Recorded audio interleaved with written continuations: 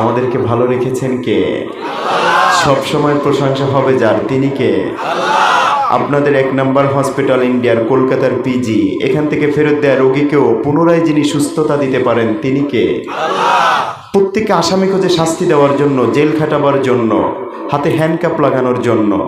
বিপরীতে যিনি আসামি খোঁজেন মাফ করার জন্য এবং জান্নাতুল ফেরদাউসে পাঠাবার জন্য, তিনি কে?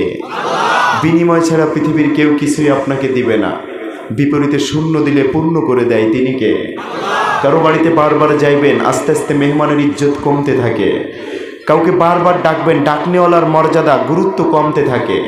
কিন্তু যে মালিকের ঘর মসজিদে বারবার গেলে মেহমানের ইজ্জত বাড়তে থাকে, যে মালিককে বারবার ডাকলে ডাকনেওয়ালার ইজ্জত বাড়তে থাকে, তিনি কে?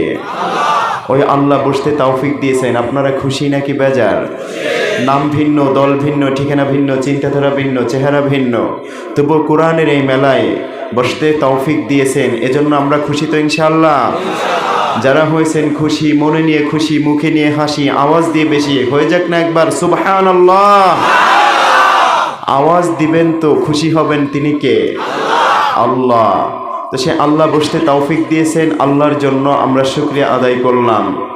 দ্বিতীয়ত দুরুদ ও সালাম পাঠ করছি সেই বিশ্বনবী মহান মুহাম্মদুর রাসূলুল্লাহ সাল্লাল্লাহু আলাইহি সাল্লামের প্রতি, যিনি খানকার পীর, রাজপথের বীর, বিশ্বসভার সভাপতি, জিহাদের সেনাপতি, সমাজের সমাজপতি, করেছেন ইমামতি, দেখিয়েছেন জান্নাতের গতি। আর কেউ নয়, মুহাম্মদ সাল্লাল্লাহু আলাইহি ওয়াসাল্লাম। তো ওই আল্লাহ পাক বসতে তৌফিক দিয়েছেন। আমরা যদি খুশি হই, মুহাম্মদ সাল্লাল্লাহু আলাইহি সাল্লাম বলেন, তাহলেই সে মুমিন। কি?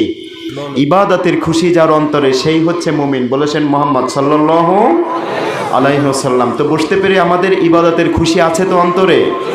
নিশ্চয়ই আল্লাহ কর্তৃক কোনো পুরস্কার আছে না নাই? কথা বলেন। অবশ্যই আছে, বলুন অবশ্যই আছে।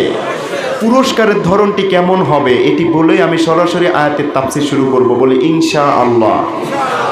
দয়াময় আল্লাহ বলে, ইল্লা মান তাবা ওয়া আমানা ওয়া আমিলা আমালান সালিহান ফাউলাইকা ইউবাদদিলুল্লাহ।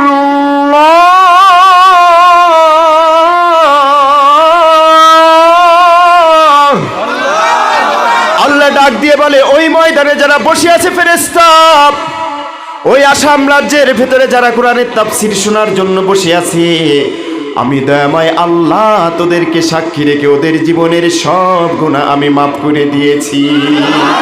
শুধু মাফ করি নাই, পেছনের জীবনের যত গুনার কাজগুলি ছিল, হয়তো 50 কেজি গুনার কাজ ছিল, আমি আল্লাহ ওই 50 কেজি নেকির কাজ দিয়ে আমি আল্লাহ আমল নামা ফিল আপ করে দিয়েছি।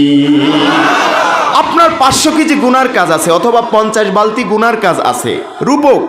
আল্লাহ বলে, আমি আল্লাহর মাফ করা মানেই হচ্ছে গুনাহ মাফ করার পরে ওই যে ফাঁকা জায়গাটা আছে, ওই জায়গাটা আমি নেকি দ্বারা ফিল আপ করে দিয়েছি। সুবহানাল্লাহ। শুধু তাই নয়, আল্লাহর নবী বলে, কোরআনের মজলিসে যারা বসে যাবে, কিয়ামত দিবসে যেদিন আল্লাহর আরশের ছায়া ব্যতীত কোনো ছায়া থাকবে না, আমি আল্লাহর নবী আল্লাহর আরশের নিচে তাদের ছায়ার ব্যবস্থা করে দিব এবং তাদেরকে সুপারিশ করে মধ্যস্থ করে জান্নাতের প্রথম কাতারের মেহমান করে নিব। ও মুসলমান, শুধু তাই নয়, আল্লাহ বলে, ওরা কি আমাকে দেখেছে? ফেরেশতা বলে, দেখে নাই। বলে, আমার জান্নাত দেখেছে? বলে, দেখে নাই। যদি কিছুই না দেখে, তারপরেও যারা কোরআনের কথা শোনার জন্য বসে আছে, তোরা সাক্ষী থাক, কিয়ামত দিবসে বিচার ছাড়া বিনা হিসাবেই ওদেরকে আমি আল্লাহ জান্নাতে পাঠিয়ে দিব। আল্লাহর নবী বলে, উম্মত, আমি জান্নাত জাহান্নাম ভ্রমণ করলাম, এরপর আমাকে মাঝখানে দাঁড়িয়ে রেখেছেন জিবরিল আলাইহিস সালাম। এরপর আমি দেখতে পেলাম বাম পাশ দিয়ে দলে দলে 10 জন, 20 জন, 50 জন, 80 জন করে কারা যেন কোথায় যেন যায়। আমি জিজ্ঞাসা করলাম, এরা কোথায় যায়? বলে, এরা কোথায় যায়? ওই নবী, কেউ আদমের উম্মত, কেউ নূহের উম্মত, কেউ ইয়াহইয়ার উম্মত, সকল নবীর উম্মত যারা ঈমান এনেছে। আল্লাহর নবী বলে, আমার উম্মত কোথায়? বিশ্ব নবী বলে, একটু ডান পাশে তাকান। আল্লাহর নবী বলে, আমি ডান পাশে তাকিয়ে দেখলাম এমন একটি বহর দেখা যায়, এমন একটি দল দেখা যায়, ওই দলের শুরু আছে কিন্তু শেষ প্রান্ত পর্যন্ত আমি নবীর দৃষ্টিশক্তি পৌঁছায় না। জিবরিল বলে, ইয়া রাসূলুল্লাহ, এরা আর কেউ নয়, ও নবী, আল্লাহকে ভালোবেসে, কুরআনুল কারীমকে ভালোবেসে, কুরআনের সাথে জীবন গঠন করেছে। অতএব আপনি এবং আপনার উম্মত যতক্ষণ পর্যন্ত জান্নাতে না ঢুকবে, অন্য কোনো নবী তো দূরের কথা, কোনো উম্মত তো দূরের কথা, কোনো রাসূলও আপনার উম্মতের পূর্বে জান্নাতে ঢুকতে পারবে না। তাহলে যখন বসেছেন সঙ্গে সঙ্গে এই নিয়ামতগুলি দিয়ে দিয়েছেন আমাদেরকে, তিনি কে?